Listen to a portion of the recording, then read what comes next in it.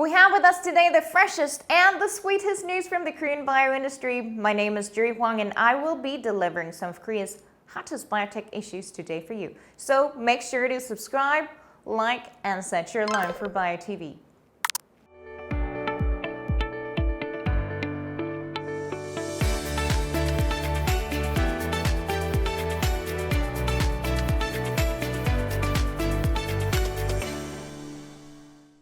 For today's Bio News, we'll bring you the news on the Ministry of Trade, Industry, and Energy's efforts to facilitate investment for the global vaccine company Cytiva, as well as some great news about SKbaioScience entering the Phase 3 clinical trial of its COVID-19 vaccine.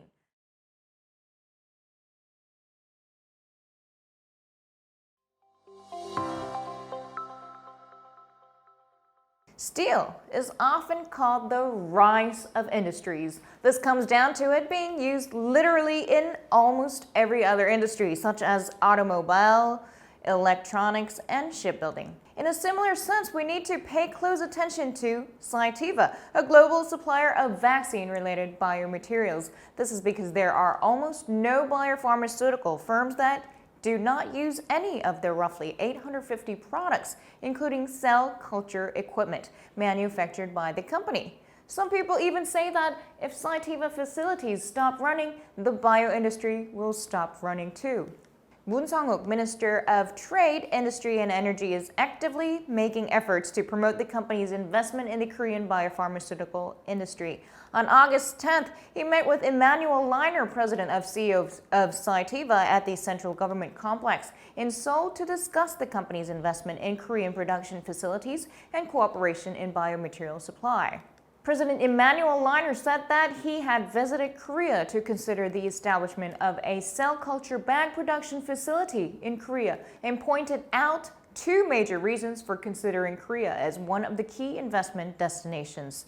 One, there are numerous global biomanufacturers already in Korea, including Samsung Biologics, as well as a variety of bioventures.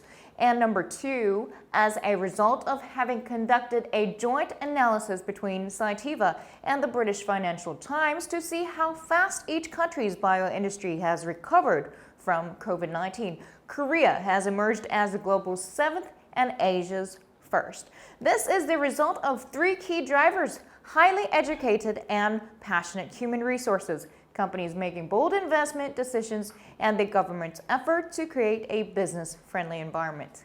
Minister Moon also emphasized that the Korean government is also making its best efforts to make Korea one of the best global vaccine hubs around the world, one that plays a pivotal role in the R&D production, distribution, and exports of vaccines, pointing out the Korean market's strong potential for future growth and outstanding manufacturing capabilities.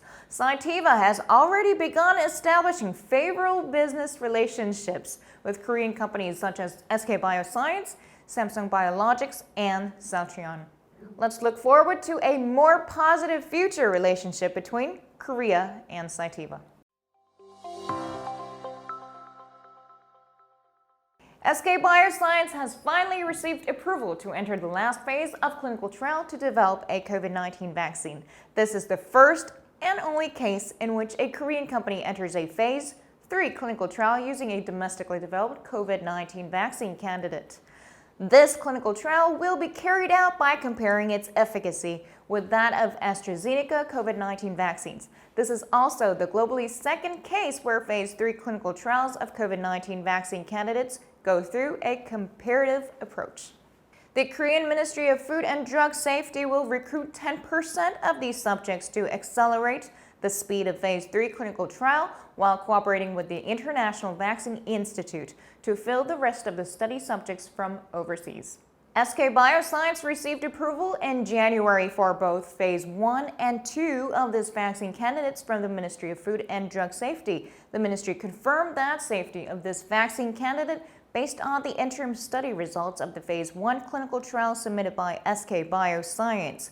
For instance, every study subject who has been administered the vaccine candidate has developed a neutralizing antibody, and there have been no major side effects except for common symptoms developed after the administration of vaccines.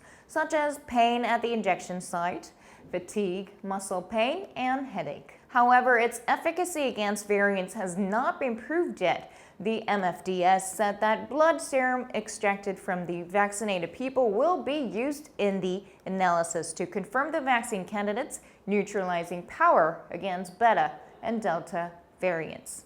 SKbaIoscience currently plans to conclude the interim results of the phase 3 clinical trial by the first quarter of next year. Let's keep our fingers crossed for the development of the first Korean COVID-19 vaccine. Well, looks like that's it for today's news. Don't forget to subscribe to, like, and set your alarm for Bio News on our YouTube channel. Make sure to have Korea Bio as a friend on Facebook and LinkedIn as well, and I will come back to you in just 2 weeks with more new interesting issues related to the Korean bio industry. Bye.